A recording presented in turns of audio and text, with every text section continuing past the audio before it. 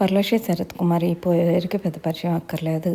తెలుగు తమిళ ఇండస్ట్రీలో వరలక్ష్మి శరత్ కుమార్ మంచి క్రేజ్ సంపాదించింది. నాంది సినిమా వరలక్ష్మి శరత్ కుమార్కి తెలుగులో మంచి క్రేజ్ తెచ్చిపెడుతుంది. వరుస సినిమాలతో అందరినీ ఆకట్టుకోవటమే కాకుండా ఫోటోషూట్లతో కూడా మంచి క్రేజ్ సంపాదిస్తుంది తెలుగు తమిళ ఇండస్ట్రీలో.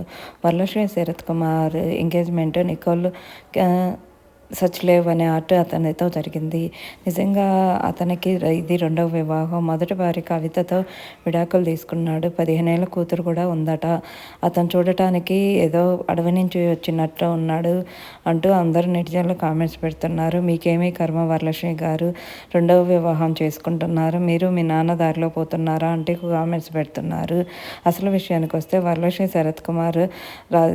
శరత్ కుమార్కి మొదటి భార్య కూతుర్లు అన్న సంగతి తెలిసిందే. రెండవ వివాహం రాధికా శరత్ కుమార్కి కూతురు రియాన్ అనే కూతురు ఉన్నా కానీ మళ్ళీ మూడవ వివాహం చేసుకున్న సంగతి తెలిసింది.